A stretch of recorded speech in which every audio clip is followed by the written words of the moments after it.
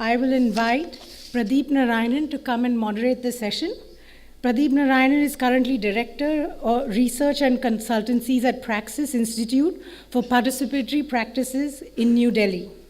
He is a human rights and social development researcher who has been associated with many rights-based NGOs and campaigns in India, along with professional qualifications in management science.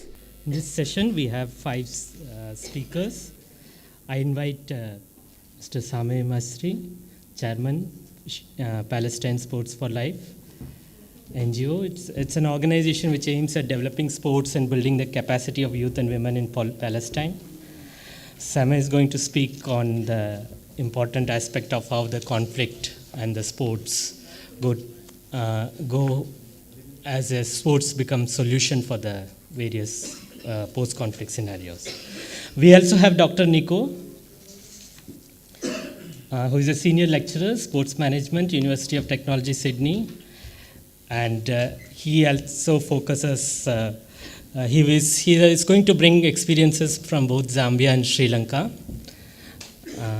And we have Monisha Singh Diwan, who is from Magic Bus. She's a development psychologist and has more than 18 years of working experience in varied sectors and geographies. She's at present heading a vertical in Magic Bus. And we have Mr. Aminul Islam Khan, who's a regional director, Commonwealth Youth Program Asia Center, Commonwealth Secretariat. I invite him to the podium. He's also worked as a civil servant and diplomat for the last 23 years.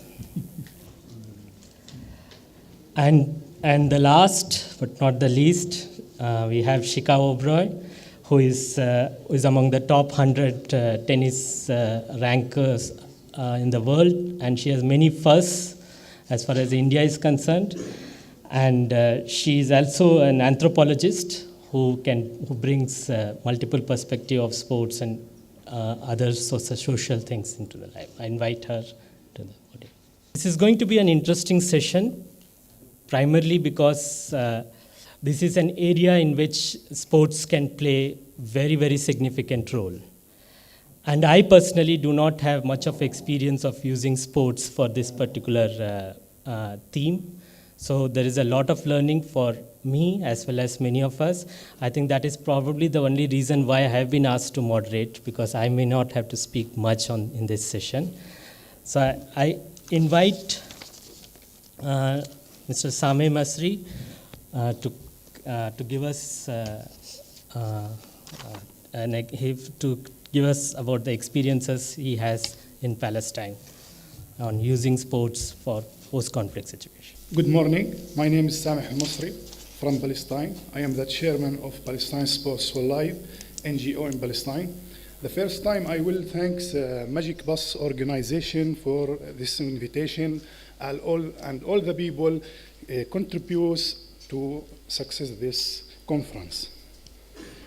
I will talk to you about the conflict situation in our country and how we as sports for development. Palestine. Where is Palestine? Palestine located in Middle East, next to Jordan, beside Syria and Egypt, beside Egypt and Mediterranean Sea. This is our flag.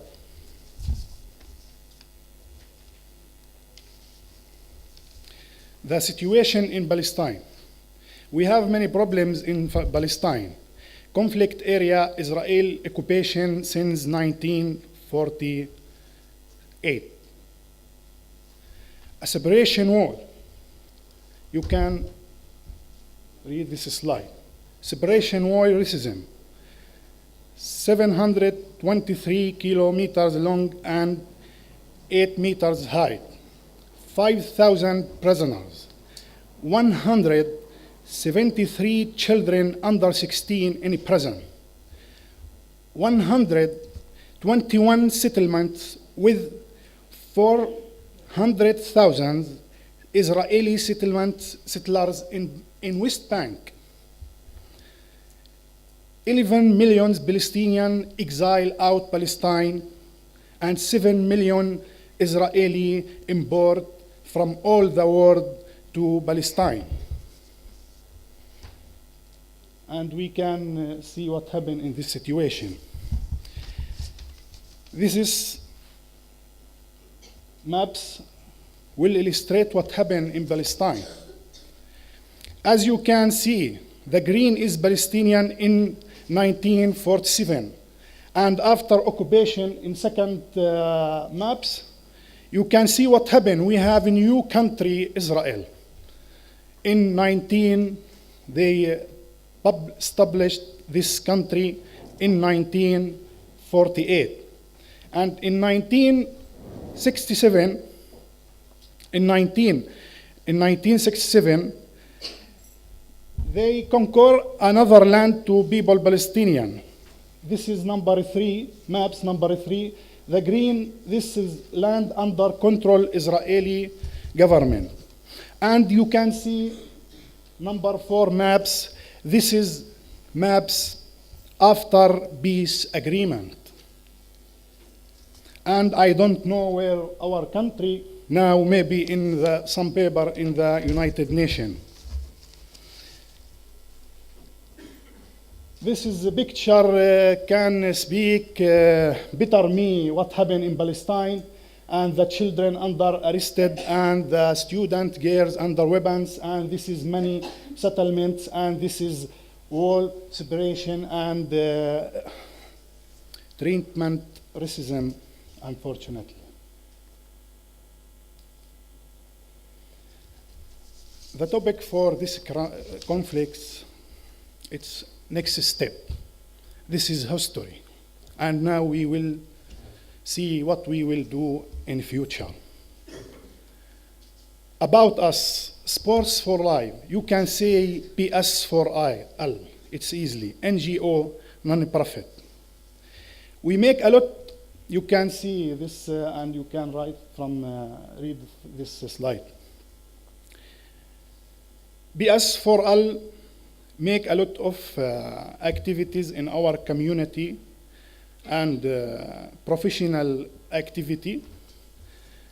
And we provide a lot of equipments and a lot of experience to our community, and we rise to share the awareness and knowledge. Sports for Life go to the deprived village and go to university to take the graduate student. They study work and they don't have any work in Palestine. And we can find the job for these people from our projects. Our mission, Sports for Life, using sports inside our community. We're using sport to find peace in our community. Because in our community, we have a lot of problem beside the occupation problem. Sports for Life make a lot of activity to all the people in Palestine because we have a lot of people, many religion and many culture. We connect these people in a lot of activity to make some communication and a lot of relationships and friendly relation.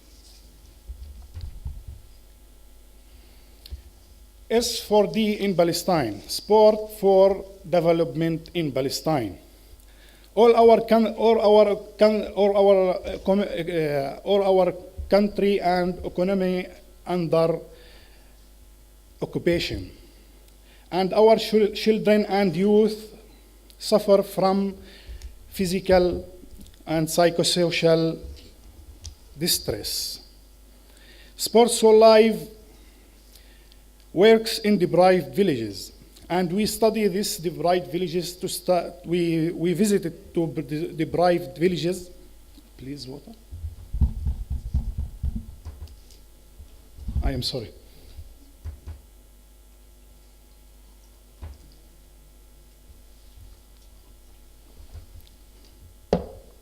BS4L visited to these deprived villages, and we have two problems in this area. The one problem is deprived villages, and another problem, they have occupation and conflict area.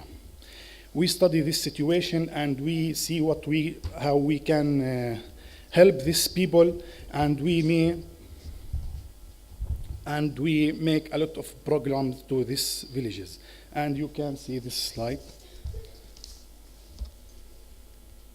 We have one example from these villages. These villages, they have two problems.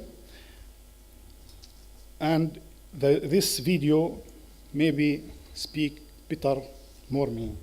Please, you can key the video.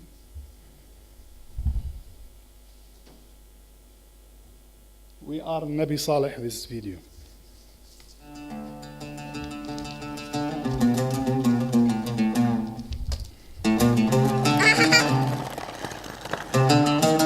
أنا تميم من النبي صالح، بلعب كمسير في الليل وبنلعب جيش عرب عن جد.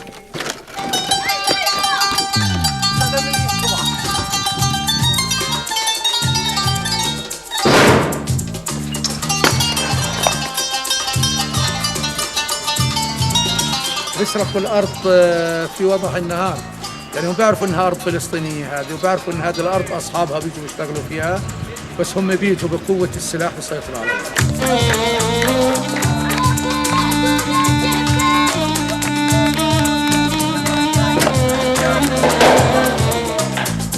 انطلقت المسيرات بتاريخ 15/12/2009 من خلال استيلائهم على نبع للمياه تابع لقرية النبي صالح.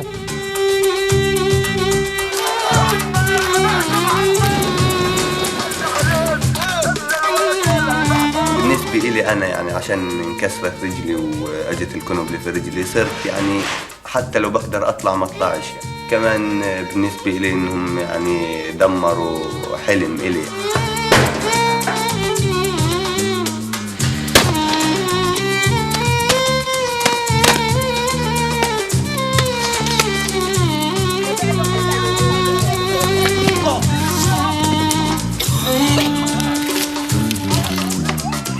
طب ايش لازم نعمل عشان ناخذ ارضنا؟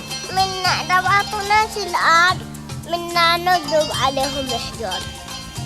تبطل اذا اعطوك الارض بتبطل تضرب احجار؟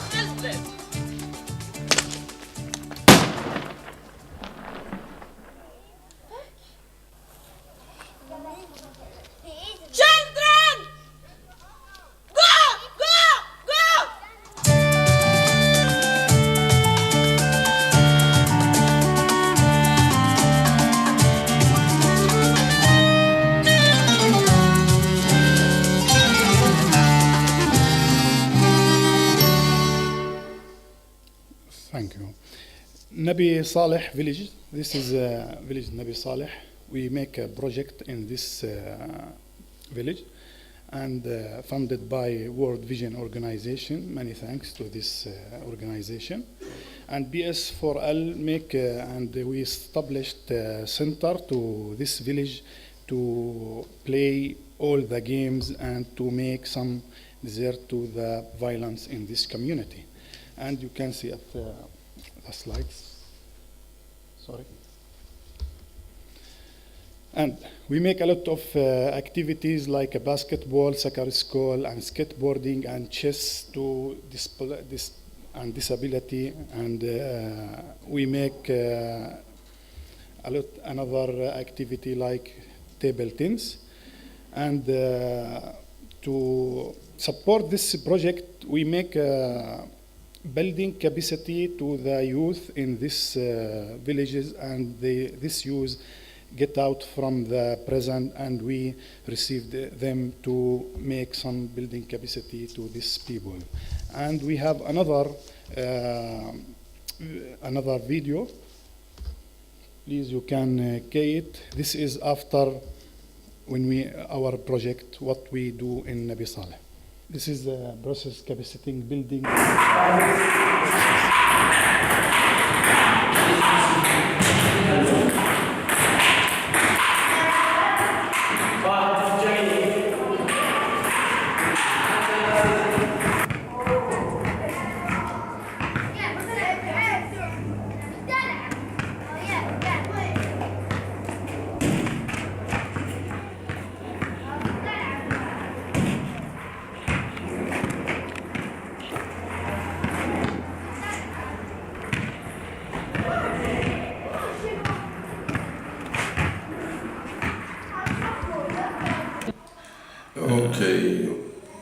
are talking about Nabi Saleh, and we are talking about the influence of the demonstration, weekly demonstration, which is had a bad psychological effect about for the children. Because we have about 150 persons were arrested from the village. 35% of them is children. So they suffered after they released from psychological influence, bad one. So this project helped them very much to recover from these influences. So they have the chance to. To play the games that they like, and they have the chance to be reorganized as groups, as teams, and they have the chance to work as groups. Thank you. Now I invite Dr. Nico to come and help us with some experiences from his study which focus on changes through the sports. Thank you very much for giving me the opportunity to speak with you today. For me, it's a great opportunity to be here because normally I'm speaking at academic conferences, being at a university, and it's been quite refreshing to hear so many people actively doing stuff and not just talking about it. And so it's been a great experience, and I'd like to, in this talk, briefly talk about reconciliation in sport and some of the projects that we've been doing at the university, but also try to offer something about reconciliation between practitioners and academics as we go along. Okay, a bit of the background. I've come from a sport and event management background. I've started off as a volunteer in Sport for Development in a project in Sri Lanka in 2002, and have ever since stayed involved with that. And from this, there was my interest in researching sport for development at a university level, and then I decided to conduct my PhD study in Sri Lanka, which between 2005 and 2008 was at a very delicate state, and we'll talk about that a little bit in the other sessions later on. But it's given me a good opportunity to combine practical experiences with research, and I think this is something that we still need to do very much in the sport for development sector. So my focus has been on sport in divided societies. We've done also projects at not only Sri Lanka but also in Israel and Palestine, and more recently now in the Pacific Islands. And my focus within that has been on capacity building and local empowerment, particularly when we look at international organizations that come in and run sport for development programs in developing countries. How are we actually achieving a transfer of control and responsibility and power away from the external organizations to local communities so that they're able to sustain projects themselves and independently? So to start with, I want to give you a brief overview of what we do at my university, the University of Technology in Sydney. Generally, there are a lot of different homes for sport for development within academia. And we've got examples of sport sociology, sport management, some anthropology, some sit in physical education, and we haven't really got one particular field or one sport or one area where sport for development sits. And I think that offers great opportunity. In our case, we look at sport management, so the organising of sport projects, in this case the organising of sport for development, and how do we improve, or can we improve, the processes behind the different programs that we offer. So we've got master's projects, for example, master's students that do sport management in general and have one sport for development component, one subject that particularly focuses on the organising and management of sport for development. And the reason I think why that's important is that we're basically preparing at the university the new staff, the future staff of sport for development organisations, and therefore bringing sport for development into the academic curriculum is, I think, a very important step. Something that takes a long time because universities do not move very fast, but we've established it now at UTS, and I'm glad that we can teach from our own experiences what's happening there in the sport for development world. One of the advantages we have is that we are not linked to one particular Sport for Development program, so it allows us to be quite critical and quite, engaged in discussing a variety of different aspects, different ways of looking at development outcomes. So we try to train our students to be critical thinkers and also be engaged practically with internships or industry projects, that they work practically with Sport for Development organisations and bring their experiences back in the classroom. Something quick about the academic research in Sport for Development. I know that a lot of you guys, when you're funders or you're the practitioners in the field, you know about the monitoring and evaluation and the importance of that, and that's certainly an important aspect, and that's what we do at universities and what we offer there. But it's also, I think, the independent research that is sometimes a bit overlooked. So what that means is we can go into the field and speak to Sport for Development organisations, to communities, etc., completely impartial and unbiased. So we can go in and do not only an evaluation, but also research and finding out new ways, innovative ways, critical ways of developing the field further. And I don't think that's a very scary thought. It's just something that I think organisations still need to get used to a little bit.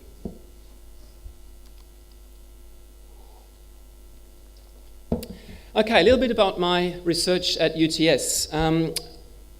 Being of German background and having worked now in Australia and spent a lot of time in Sri Lanka, I've always been interested in an international perspective of these organisations that go in and provide sport for development. But I think over time I've really started to focus on the local perspectives of what the communities actually think about sport for development and their achievements. So that has slightly shifted, and I think both perspectives are important to understand how this dynamic of sport for development works, particularly in the long run. Sport for development in conflict, and that's with this reconciliation focus important.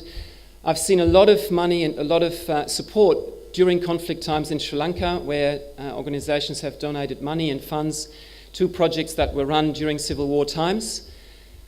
Once the civil war is officially over, the funding stops in many cases. And I think that's a great opportunity lost, because just because the civil war officially ends doesn't mean that any reconciliation has actually properly started.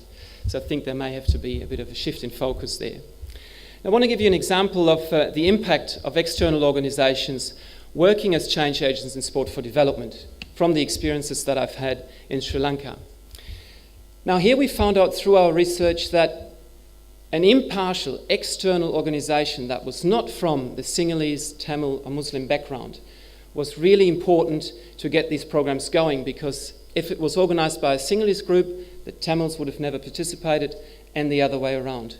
So having an impartial organiser in the middle of it to bridge the divide, in a sense, was very important, and that organisation had to stay involved very long and in the long term.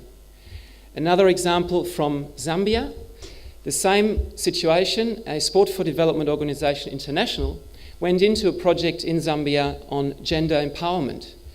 This organisation had funding for 1 year.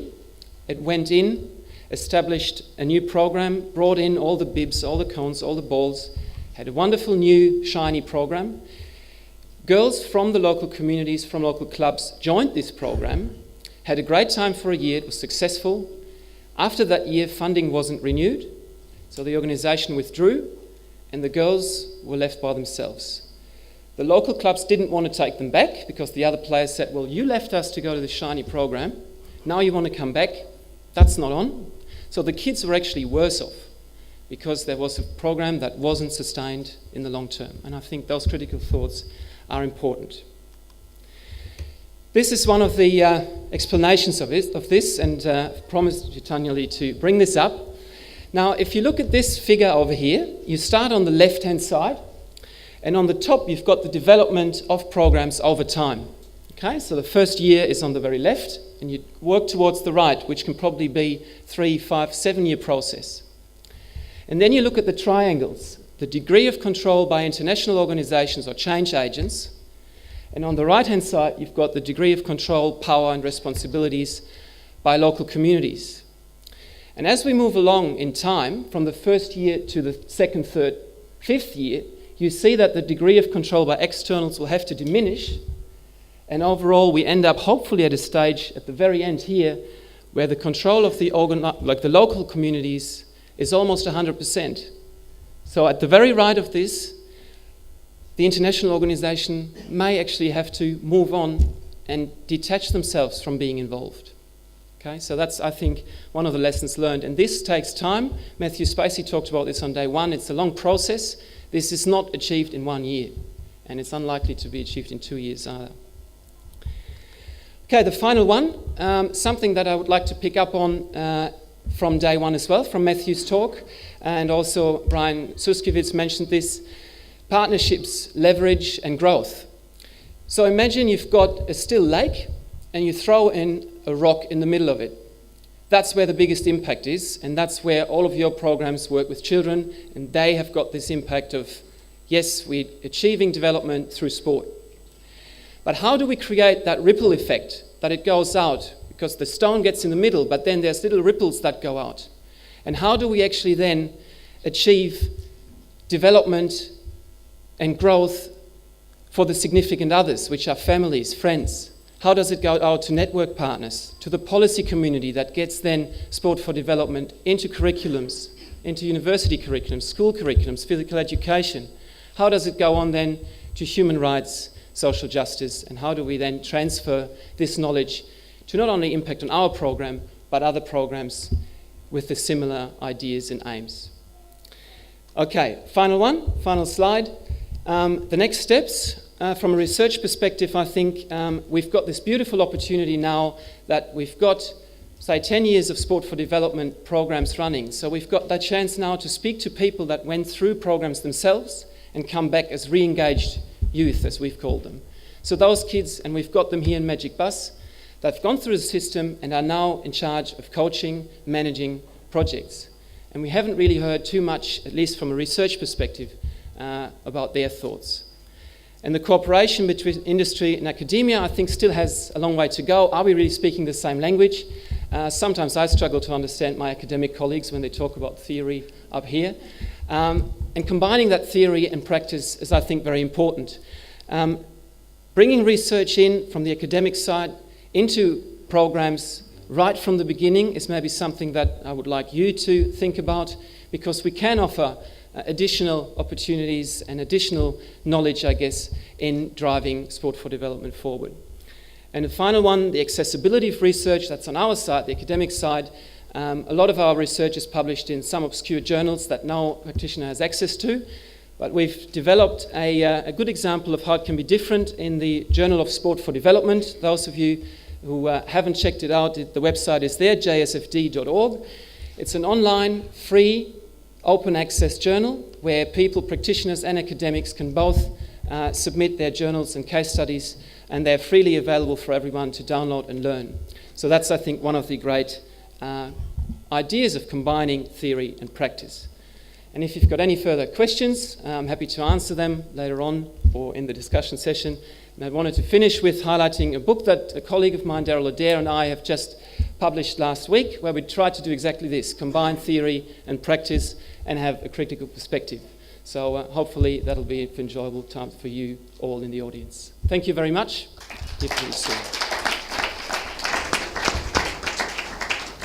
Thank you, Nico. I don't know if anybody is tweeting. If someone is tweeting, then you can always say sports unite the divided societies, and sports can be an impartial tool, and sports create the ripple effect in development projects. So I think that was a big summary of Nico's speech. I now invite Monisha to talk on using sport for gender inclusion and social cohesion. A very good morning to all of you. Throat's given way, but I think this is going to work. We've, as Gitanjali said, we're on the last day of the conference in a way, and the last plenary, and it's a pleasure to be here along with Pradeep, Nico, Sameh, Aminul, and Shika, and all of you, a very interested audience here. we all accept, there have been discussions happening through the days here at the conference. And there have been these bright, young children and youth who've come and shared their stories so very emphatically with all of us. One thing that comes across very clearly is what we accept, that the world is a gendered space. And India even more so. The recent statistics say that, well, even if you look at the Indian situation, Indian women in parliament, we have a poor 11% representation in India's Lok Sabha and 10.6% in the Rajya Sabha, making India 108th amongst 188 countries covered in the annual analysis on stats of women members in parliament. According to India's finance minister, Mr. Chidambaram, only 26% women in India have bank accounts. According to the Gender Gap report shared at the World Economic Forum 2013, of 136 countries evaluated for the gender gap in the area of health, education, economics, and politics, India stands at 101. It's the lowest ranked of the BRIC economies. Why am I giving you these statistics? The need is to move from gender inclusion to gender integration. Our commitment is for this movement to happen across the organization and the programs and projects that we do at Magic Bus. Our gender considerations are integrated within organizational structures across. This implies that there is a proactive awareness of the sensitivity to the ways in which spaces and processes are gender inclusive or exclusive. We also recognize that sports tends to be conceived as an activity that encourages the building of masculine traits, and girls' participation is therefore doubly challenging. Our focus, therefore, is to ensure that our programs are representative of both boys and girls, to ensure that organizational processes are focusing on gender inclusion, our spaces are inclusive, and there's gender-sensitive programming. Gender is integrated into whatever we do. Just to share some numbers here with you, our focus is to ensure that we reach a 50%, at least a 50% participation from both men and women, boys and girls. And we're getting there. I think these numbers are very, very encouraging. 42% of the children in our program are girls. Our community youth leaders, who are the first point of contact with the children who transact the programs, they're 33% are girls. And across the organization, there is a commitment to ensure that we are looking at gender inclusion in its entirety.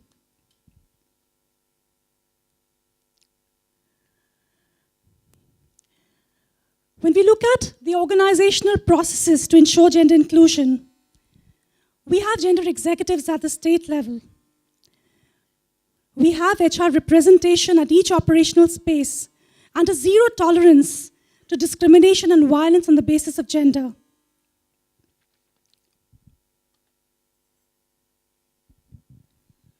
To create inclusive spaces, we are very clear that we've, right from the start, believed and executed mixed gender programming. In places where this has not been possible, we've started our sessions with, let's say, girls-only programs, but the focus has always been that when the community, the parents get comfortable, we move towards mixed gender programming. To make this a reality, we ensure that when we work in communities and any session that we are doing with children, we have both male and female mentors at the sessions. We ensure that we look at whatever we do from the gender lens and ensure that it's a comfortable space for both boys and girls. The work we do, all of us are here because we are passionate about the use of sport and play to reach out to children and youth we work with. We believe in the power of play. That's why we all are here. The content and method, I think it's important. All of us here, we have been talking about content, that whatever content, whatever messages are going out to our children and youth, we ensure that we are sensitive and address gender differences. We have to take care that the activity should encourage and retain participation, where both boys and girls have the opportunity to experience success. We are fairly present in diverse locations across the country. And to ensure that the spaces are gender inclusive, there's a lot of work that we need to do with parents, with the community, with the systems that exist in the community. And there have been these fantastic stories of parent collectives taking the onus of getting communities to participate, to ensure that the girls are there in the programs. Each session of ours reinforces the message that girls and boys have equal rights to play, health, education, and livelihood.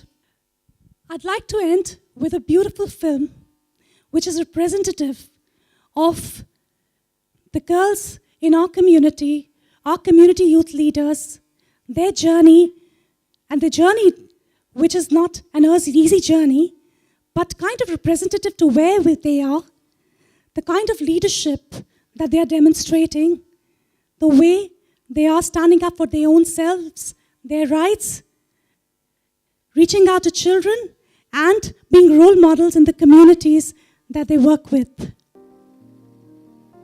You don't know me.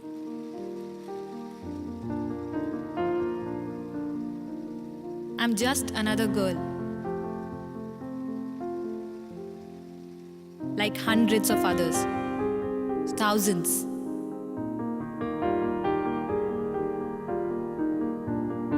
I'm just another face in the crowd.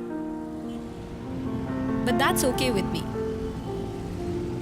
Because I know something. I can still make a difference. Because it's my time. It's not easy. I can't do it alone. But every step takes me closer to where I want to be. I have to make a choice every day. So, every day I choose to stand on my own feet.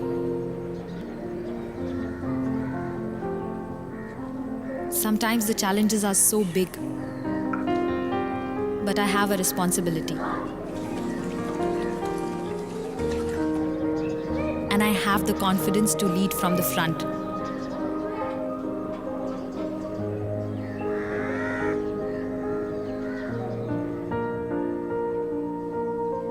And I have a plan to be the best I can be. Because it's my time. My time to stand up for what's right. For everyone. My time to give back what I got from others.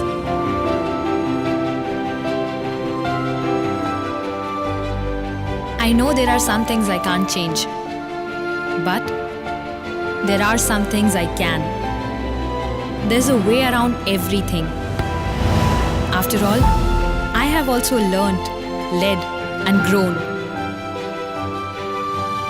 Someone made me see my face in the crowd. And now, I want to help others see theirs. I have that courage to follow my heart and mind.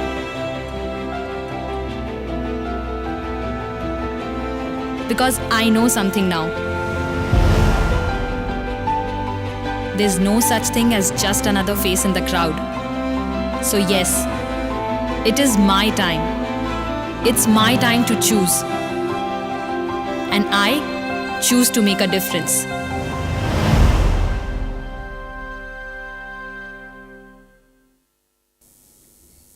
I just now want to call Aminul he's going to speak on creating an ecosystem to encourage entrepreneurship in youth.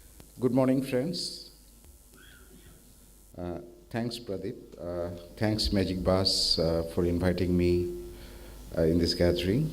I'm working for the Commonwealth Secretariat, and most of you are aware that it's better known as Commonwealth Games than its development activities. And more particularly, I'm working for the Commonwealth Youth Program, which in the Commonwealth Secretariat, 6 pillars to address democracy and development. And this year, youth has been recognized as one of the pillars.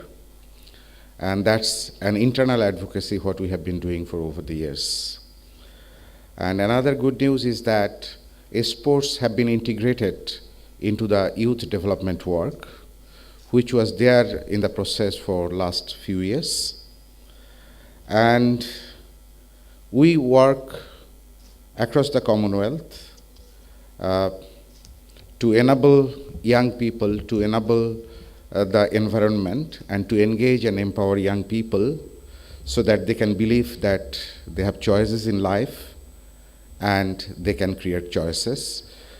Just the beautiful documentary that we have watched is that, yes, she has the faith, she has built the faith in her, and that she can create choices, she can make differences, and what she has done. Well, I'm going to talk on 2 aspects. One is that entrepreneurship, and the second is about equality and inclusion. And over the last 2 decades, sports have been viewed a little differently, that it could really enhance the development, it could really contribute to the development approaches.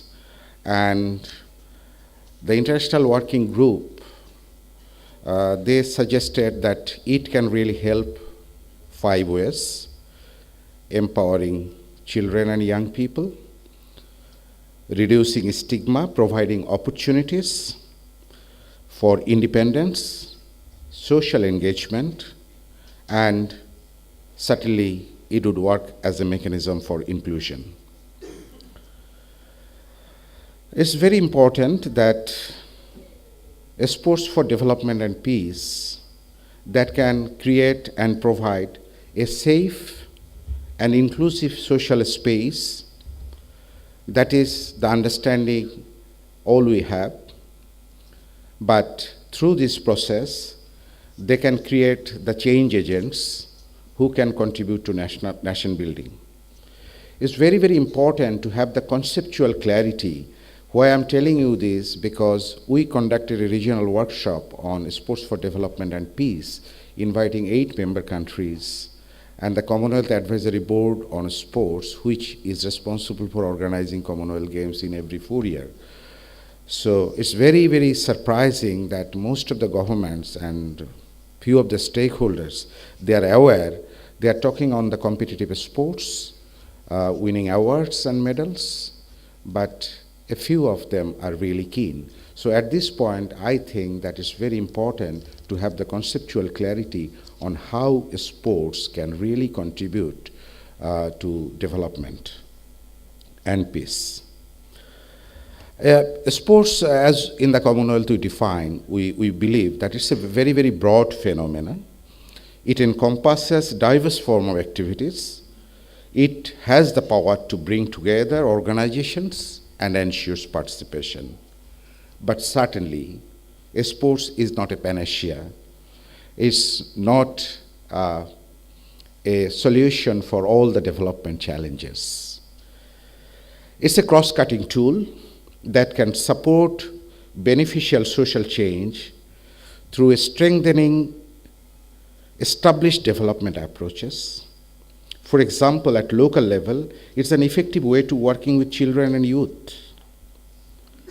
But the benefits of a sport if we look at from development and peace perspective, is not something that is automatic or universal. So the context, the culture, the formation of the society, the situation, everything is very, very important. And that's why we require to do the rigorous planning process. There should be a proper monitoring and evaluation, and multi-stakeholder engagement is very, very critical. And if we can really integrate sports with the development activities and agendas and ensure the core principles of democracy and development, then we can really bring tangible, sustainable results. And while I'm talking on democratic principles, it's tolerance, it's solidarity, cooperation, and respect. I would like to stress on the word respect. It's very, very important. The second thing is that it fosters inclusion of individuals and populations, otherwise marginalized by social, ethnic, cultural, and religious barriers. And the third thing I would like to focus on allows individuals to experience. Experience is very important. It's not about teaching, it's about experiencing themselves, experiencing equality, freedom, and empowerment.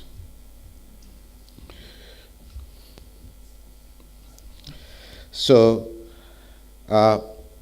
entrepreneurship is, I'm not going to define it in its very narrow sense of doing business. I'm trying to focus it in much broader aspects, that it's a process, it's a state of mind. It's what we believe in, making youth and children enterprising. I'm not going to define it in its very narrow sense of doing business. I'm trying to focus it in much broader aspects, that it's a process, it's a state of mind. It's what we believe in, making youth and children enterprising. And if we talk about inclusion, we need to focus on vulnerable, poor, girls and women, people with disability, 80% of the disabled people living in the developing countries. And disability increases the risk of poor educational outcome, unemployment, and poverty. People in conflict areas, and people with trauma, and migration, migrant people. So it's very, very important to promote equality and inclusion, that we can do it in two ways. Sports programs can engage and provide inclusive sports environments for those who are not supported by other structures or institutions. And it can also provide inclusive activities that are available to all groups and uphold the rights of individuals, that they are protected. Second thing, sports reinforce the values and practices of equality and inclusion, provides opportunities for social engagements and partnership among all the stakeholders, integration of the programs and supporting each other, bringing a consensus is very, very critical. Thank you so much for listening. I invite Shika, who is, in addition to being a sports person, is also has earned bachelor's degree from Princeton University in anthropology and South Asian studies. She is going to talk on female empowerment through sport. Okay, like everybody else, I'm going to wish you all a very good morning, and I'd like to thank Magic Bus, especially Seja, Matthew, Pratik, Jaydeep for allowing me to be here, and because I guess I'm the last panelist to speak, I want to thank the volunteers. This has been an incredible 3 days, 4 days here, and it's just an absolute pleasure to be here. Thank you all also for coming. This is a very, very important topic that I'm about to talk about. And my presentation this morning is going to stem from my first career as a professional tennis player, my academic research and personal field work.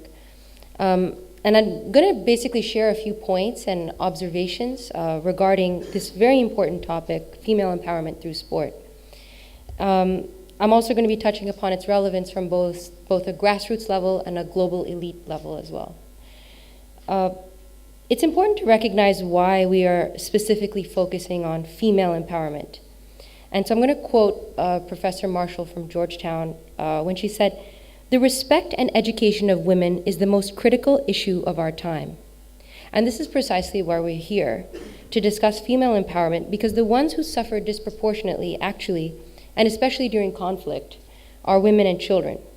Therefore, and I'm going to continue the quote, "The role of women in society should be the highest priority for all those that seek good in this world." So this morning, I have the distinct honor of speaking to you about the most powerful and simultaneously most vulnerable creatures on this planet, and that's women and girls.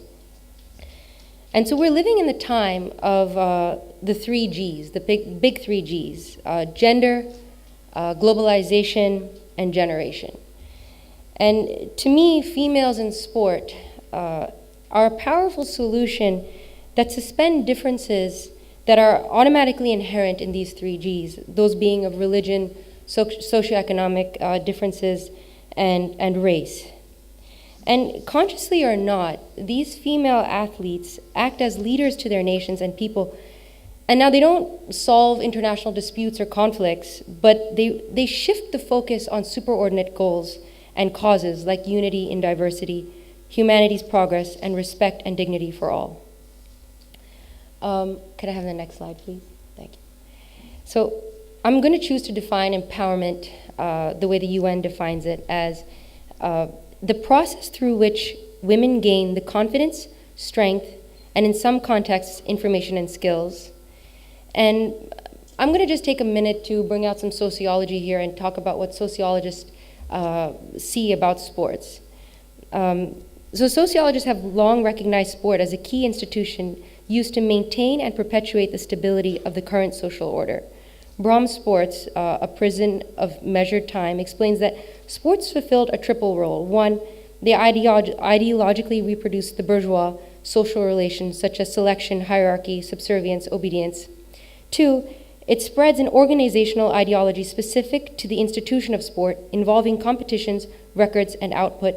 And three, it transmits on a huge scale the general themes of the ruling bourgeois ideology, like the myth of the Superman, individualism, social achievement, success, efficiency, etc. So what I'm trying to say is the actual point is that there is a need for women in sports in society because they simultaneously perpetuate the institutional norms of a society and the fulfillment of its people. And I'm going to now talk a little bit about women's bodies because this is actually really critical. For a very long time, in the nation-building processes, we can look at Turkey, for example, or even Pakistan. Women's bodies happen to be the battleground where the general public and nation-building are conceptualized. We can take the hijab, for example. Does a new country choose to enforce it or not? So females in sports are also very much responsible in creating a national sporting culture. Or a non-sporting culture. So the lack of females in sports in a nation defines that. Is this a sporting culture or not? French sociologist Pierre Bourdieu said that sports facilitate in social upward mobility because sports have long been associated with the cultural capital theory explained by Bourdieu, in which non-financial social assets such as acquired skill or intellect are used to accumulate cultural capital and promote upward social mobility. But even more simpler than upward social mobility, sports enable greater human personal capital, right? And by that I mean enhancement of self-worth, self-concept, self-confidence, all the great things that a young individual, especially young female, needs. So a girl or a woman who is empowered through sport with the sense of this personal human capital, who's acquired this human capital, she's automatically integrated into the social space thanks to sports, because sports is automatically a socially including mechanism, right? So what this does, by this female being so empowered and basically acquiring this social capital, she enables her community's potential, right? So she enables her community's potential to be one that is cohesive, integrated, and has a sense of social capital for itself. And the next point I'd like to make is that through this notion of acquiring social capital through sport, I feel leadership opportunities emerge hand in hand right away. That's why the UNOSDP has, youth leader. We just saw the video as well with Magic Bus, the peer leader group. It becomes like an automatic flow, right? The other thing is that when you're able to, and I speak from personal experience here, have an elite skill or have a skill that very few people have, it just heightens social capital altogether for the society, for the country. I was fortunate and blessed enough to represent India and be one of the first leading women to, play on the Grand Slam level stage and be 4-1 up against Venus Williams, when I was just so young. And it totally defied the stereotype of what Indian women can do and can't do. They're not supposed to be the 10th fastest server in the world. They're not supposed to have muscles. But it happened because it's possible. I felt empowered. I played sports and I worked at it. It was something I believed I could do. So what I'm trying to say is that as women become more prominent leaders through sports and are socially included, they co-create cultural identities and national identities. And I'm just going to make a reference to this photo. That's Senator Hillary Clinton there, who started the Empowering Women Through Sports initiative with partners like ESPN and big players like Julie Foudy from women's soccer. And then Awista Ayoub there, she started the Women's Sports Club in Afghanistan, which is a huge step she took. May I have the next slide, please? So when we think about sports, we think action, we think movement, but on international stages, sports have a very uncanny ability to suspend reality and hurdle prejudices and boundaries in a way not much else can. And it's in those moments of silence and stillness that female champions speak to the world. And I'm going to draw your attention to 2012 Olympians proudly representing their countries in their headscarves and gear, negotiating their very values of religion and their personal fulfillment, again, through the woman's body, negotiating these things. I would like to highlight Sara Attar there on the right. She broke a lot of boundaries in 2012, and she ran the 800 meter but finished last in the 2012 Olympics. She was the first woman to represent Saudi Arabia in the Olympics, and she lifted the ban on women being allowed to represent themselves in sports in Saudi Arabia, which was huge. Side by side, while that was happening for her, and that's wonderful for her, in Saudi Arabia, her countrymen were calling her a prostitute. So what she happened to say to the Australian Women's Weekly in an article, she said, "This is such a huge honor and an amazing experience just to be representing the women." She said this after her race, and I know that this can make a huge difference. To make that first step for women it's just the most amazing feeling ever. And to me, Sara is a prime example of the mechanism of sport creating young female leaders and how females in sports facilitate the first steps in shaping a cultural identity for nation and people. And despite her personal struggles and facing threats from her own countrymen, Sara Attar stood tall, bolstered by the inspirational figures who came before her, and she is now another sporting icon, hopefully paving the way for a generation of Saudi Arabian Islamic girls to come forward and participate in sports at such an elite level. May I have the next slide, please? So I just want to draw your attention, and I think Dr. Nico mentioned this a little bit. It's not all fun and games. Sports can also, as much as they empower, they can also disempower. And here we saw what happened with the Iranian soccer team here, that the FIFA didn't allow them to remove, they were not allowed to play with their scarves, with their headscarves, with their hijabs on. And they had to forfeit the match because if they went home, with the Iranian country knowing that they didn't play with their headscarves, they would have totally been alienated and isolated in society. But thank goodness for the efforts of Moyadad and the UNOSDP, we are now able to understand, okay, we have to use cultural relativity when we make rules and regulations in attire and incorporate everybody in terms of making the rules. So now hijabs are allowed in FIFA, and I think another great big step has been made for beach volleyball, and it's progressive. As scantily clad as beach volleyball is, it is a progressive step to allow full sleeves and full body suits as well. I also have another example of disempowerment. When you empower a female through sport in alienation, And when she comes back with this social capital and with this personal human capital, her society and her environment may not be ready for her to be standing so tall. So, especially in patriarchal societies, right, where you can have a woman who comes back, let's say she got a great trip abroad from somewhere, got to play hockey with something, she comes back and she's totally alienated because she cannot relate. So my plea to organizers is to very much include the community when it comes to empowering women and girls, because everybody needs to understand this together. It can't be at different rates. Michelle Kwan, at the last conference I spoke at in Tokyo, she and I were discussing what to do because there was so much alienation that was happening. And I said, with technology today, with Facebook and peer group leaders, it's very, very easy to have support systems and chat groups and forums to support girls when they come back. They have each other in a solid space. I'm just going to finish with the last slide, if you don't mind. So, at first blush, it might be weird to discuss sports when, so much of the world, more than half of the world, lives on less than $2.50 a day, barely putting 3 meals on the table. But sports is a binding force that positively and peacefully integrates people into the social space, and therefore it builds communities.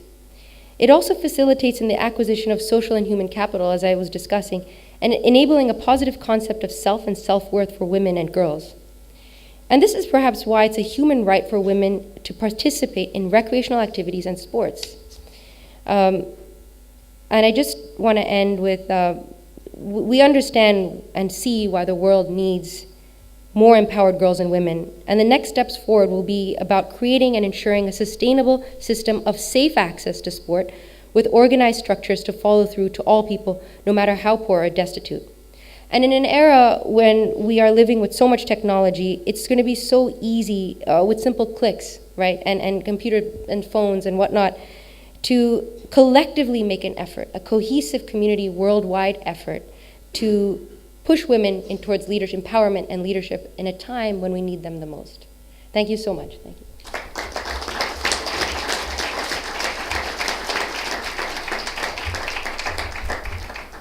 I just thought because this entire discussion made me think of two instances in my research experience in the last 1 month when we are trying to get the aspirations of children in different areas, especially the slum children.